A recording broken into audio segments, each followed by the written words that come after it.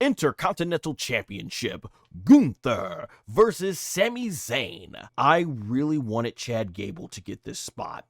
I thought the story worked better. To me, it felt like Sami was kind of been there, done that with the Intercontinental Championship. I was ready, and I'm still ready to see Sami Zayn move on eventually now to that world title. I was thinking, okay, Gunther's probably going to eventually get the world championship this year, and that's when they're going to do Gunther versus Sami Zayn. But obviously, the original plan was Brock Lesnar and Gunther, and as a result, Gunther and Brock falling through, they ended up putting Sami Zayn in that spot. And I thought that Sami was going to be put in this spot because the idea is, well, if we're going to have Brock Lesnar or we're going to have Gunther lose anyway, or I mean, if we're going to have Gunther win, because Brock Lesnar doesn't need the Intercontinental title, nor should he probably be going over one of your up-and-coming young talents like Gunther, you might as well go ahead and have Gunther win if that was the plan all along. But as far as that, you knew Sami Zayn and Gunther were going to bring it, and the storytelling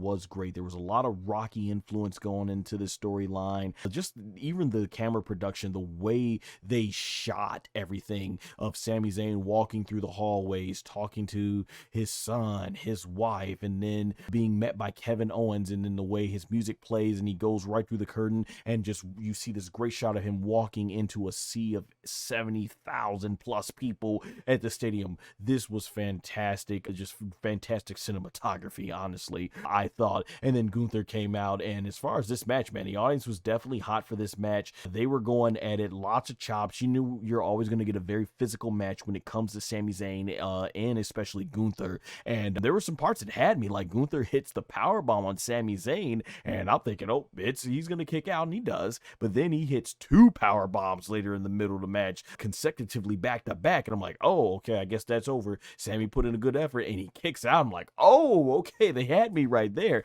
And the audience was really getting into it. Later on, though, in the match, Gunther, he pretty much is constantly taunting Sami's wife by constantly beating up her husband in front of her, and it's getting to the point where it's like, I think they're gonna have Sami win, because Gunther's just getting way too overconfident here. He's had this man beat multiple times, and sure enough, by the time we get to the end of the match, Gunther once again is on the trying to do another splash on top of the rope, but Sami fires himself up, and Gunther paying too much attention, trying to ton his. Because this was a portion of my stream that originally messed up what I was trying to say, I wanted to get it out here, which was I did enjoy the part where Sami Zayn towards the end of this match hit Gunther with the haluva kick while he was on top of the rope, paying too much attention to trash talking his wife, and then following that up with the twisting brainbuster off the top rope onto the top turnbuckle, and then finishing him off with the haluva kick for the 1-2-3, winning the Intercontinental Championship.